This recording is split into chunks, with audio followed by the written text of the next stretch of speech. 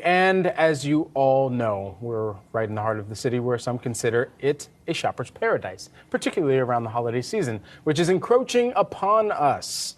Yeah, holiday shopping is certainly in focus, and it appears to be going to another big level, at least according to data from Adobe Analytics, which is predicting that this holiday season shopping will be driven by buy now, pay later, and cyber weeks, with online sales hitting 221 billion US dollars, a 4.8% growth year over year. All right, enough of us talking about it.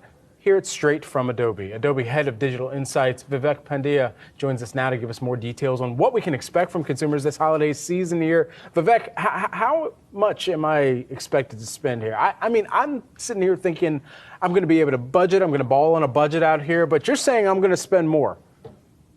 It's an interesting thing, Brad, because you're going to have a lot of different discounts coming your way that's likely going to entice you to spend more. And that's what we're seeing in terms of these holiday sales moments and how that's driving up spending. When you have discounts at this sort of level, it can entice consumers to purchase. The holiday season is that time period where they're really looking to get their gift giving done, and they're wanting to do it in a way where they can get maximum value and kind of manage cost.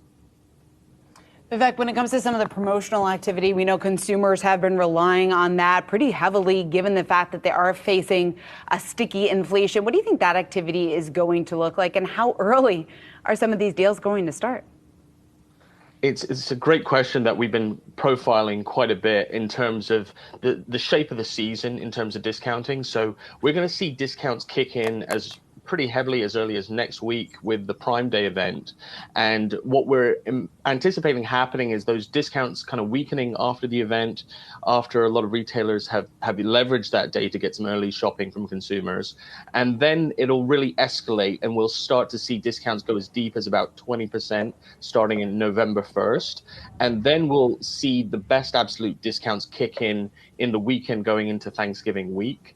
And those discounts will be about as deep as 35%, and then they'll weaken to about 16% for the rest of the season. So discounts across the season, but really consumers are going to have to negotiate what the priority for them will be, whether it'll be early shopping or getting the best absolute discount possible. Well, discounting and the prices that are actually paid here for some of the products, the goods that are being sold over this holiday season, will that lead to a pricing reset? Because if we continue to have more people buying only at a promotional level, but then pushing back at full price, then where does that play into the strategy as we get into next year for some of the retailers that are thinking about the actual prices that consumers are willing to pay, even if something does look like full price? Well, it's going to be dependent on different retailers and their position, their product set, and the demand levels they're seeing. But essentially, once we get out of the holiday season and into the new year, you're really seeing some of those discounting, these offerings start to subside, and you end up having consumers in a position where they're shopping for different types of goods, different types of things outside of the holiday season. And all those things kind of manifest into a new seasonal level of pricing for the new year. And I think what we'll be looking to see is what that means for other promotional days as we get to things like President's Day weekend, Labor Day weekend, Memorial Day weekend, all those sales discounts. We've seen consumers be very strategic in how they manage that. We'll have to see what the macroeconomic environment looks like for them in order to and see how that affects their buying behaviors.